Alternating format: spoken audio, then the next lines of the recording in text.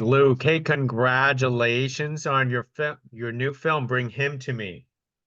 Thank you. Appreciate it. You know what? I love these type of films. These are like pleasure films. But let's hear from you why you wanted to direct a film like Bring Him to Me. Well, I was looking for something at the time different. I've done sci-fi and I've done a lot of action stuff, and I was looking for something different. And I was working with Tom Evans, the writer, on a different project that, for one reason or another, couldn't get going. And I just happened to ask him, what else does he have? He was working on a crime drama. He sent to me, and was this script. I gave him some notes to finish it, and then within like 2 weeks of getting that script, I had the film greenlit and ready to go. So it was like a right place, right time turnaround. Wow. So in such a crime drama like this, because you done all these other type of projects, how did you want to approach a film like this, and what was it challenging? Because I want to say most of your film took place in a car and at night. Yeah. Yeah, look, it sounds easy on paper. You go, oh, you've got one location, it's a car, it's nighttime, but it's not. I mean, to put all that together and to make it feel like it keeps going, the film and the pace is right and all that kind of stuff has to really be thought about. So I set out to shoot it really at nighttime, not do day for nights, and shoot as much practical as I could. And then we were like moving locations every single night to try to feel like, because it's a car traveling movie as well, it's almost like a dark version of a buddy road trip. Um, so I set out to make it as authentic as I possibly can. Yeah, and it was a challenge. And for me, I wanted to put my own stamp on it, so I didn't really look at other movies. I got sort of recommended by some people to watch, Lock with Tom Hardy and a few others, but I really wanted to keep this my own and just kind of not have that drip into my head as I was directing it. So Well, in the opposite way of a buddy movie on a road trip, Um, tell us how you made the decision to land, the main two cast of Barry and Jamie together in a car because that's the most of the screen time, and they have to develop that chemistry in such a tight space. they do, yeah. So Barry and I were looking for a project to work together with for a while. And when this script came up, he was working on the Paramount Plus show Bass Reeves. So I didn't think I was going to get him. And he was my first choice for the role because he looks so, I think it just suits him perfectly. And then like 24 hours later, he reached out and said that it got pushed. And I sent him this script and he loved it and he came on. So that was again great timing.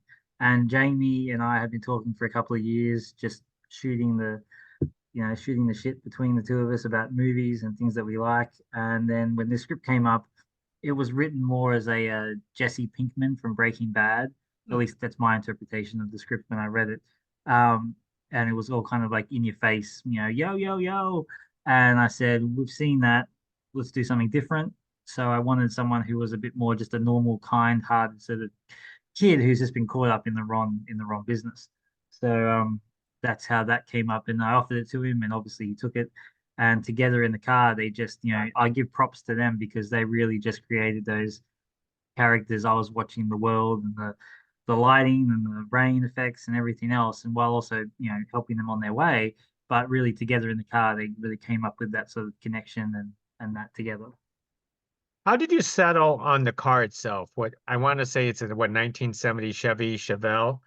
Were Hmm. there other types of cars that you were actually considering? Yeah, there were a couple. Like we shot this in Australia, subbing for America. So out here we drive on the other side of the road. So we had to go around to the classic car clubs and get a huge list, almost like casting an actor, really, just finding out like, who's available, what's available, and then had a big sort of bracket system of who we thought the best car was. And there was a couple others. I can't exactly remember right now what they were, but some were like, really like prestige cars. And I was like, maybe not, in a road chase movie like this, I'm gonna put a nice prestige car on the road. And this was like a custom build from a car collector. Um and yeah, it just won out, just this kind of gnarly muscle car. Barry was super happy with it. So that's how that won out. So during the entire production, did you only use just a single car for the main actors, Yeah. and how did you rig that same car, or do you have to use multiple cars? Now, usually you would use multiple cars, but because we're, what's the word, crazy, we shot the film in like 16 days for 16 nights, and with our low budget, we could only have the one car because it was such a like custom build. Like this guy built this custom car, so it's like to get details, there was like 1971 lights on a 1970 Chev, and he's done all this like custom work, which Barry liked as the character would kind of maybe do that as the backstory. So we only really could only have the one, so we had to keep it kind of like padded, locked and key, and travel it around with us as we did the shoots and make sure that the owner didn't drive it during the day and make sure no accidents happened. So it was a very particular set of circumstances to get that car, make sure that we had it for the entire shoot. If this is a low budget film, you fooled me because I mean those car chases, those car sequences, those stunts, it looks very large budget. Yeah, yeah, that's kind of my thing. That's kind of my thing. I've sort of, I've worked in the film industry all my life, behind the scenes. So I've got lots of tricks up my sleeve that I can make things look bigger than what they actually are. Well, you managed to pull it off. Could you talk about working with Sam Neill on this project? I know most recently he was on the news and I mean sorry to hear, but the man refuses to retire, from my understanding.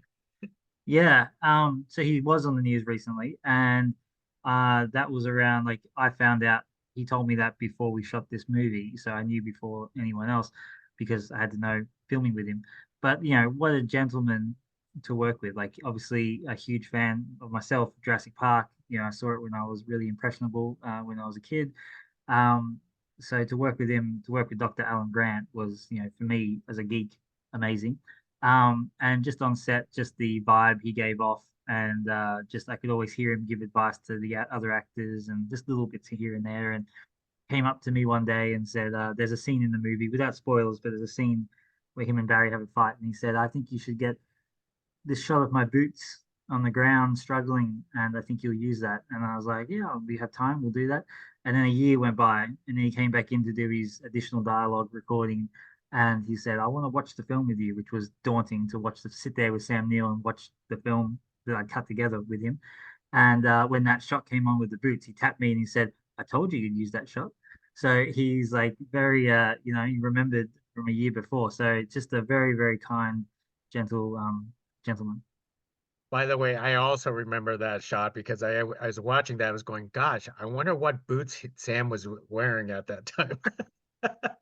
Yeah, cool. But yeah, just an amazing, amazing human being. And luckily he's in remission at the moment, and still going well, still working. And that he literally walked off our set the next day and had to go into chemo. So like he was like, an amazing human being.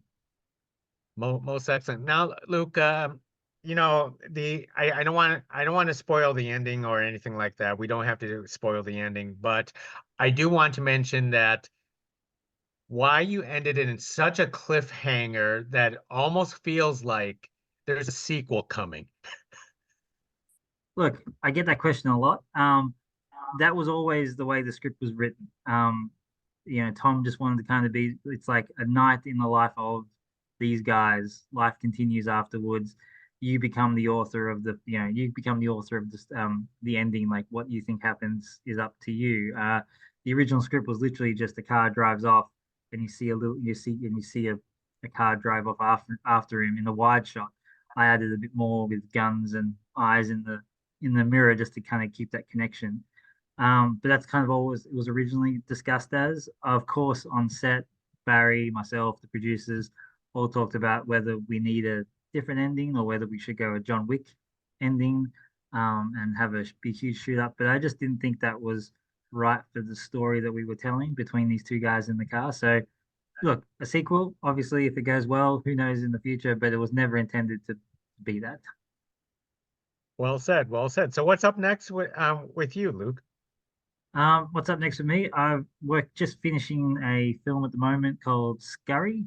and it's a creature feature. And I shot it last year, so it's coming out this year, and it's yeah, creature feature. It takes place in a tunnel system with like two cast members, and I've shot it as a one take where the camera doesn't cut the entire time. So you're with these guys in real time for 90 minutes in a cave trying to get out from a creature. You know what? You're amazing to me that as a filmmaker, you still want to push the limits and challenge yourself in all these different type of avenues. Pretty much, pretty much. Well, I can't wait to talk to you again, but really appreciate carrying this conversation with us about Bring Him to Me. Thank you very much, Luke. All right. I really appreciate it. Anytime. Thank you so much.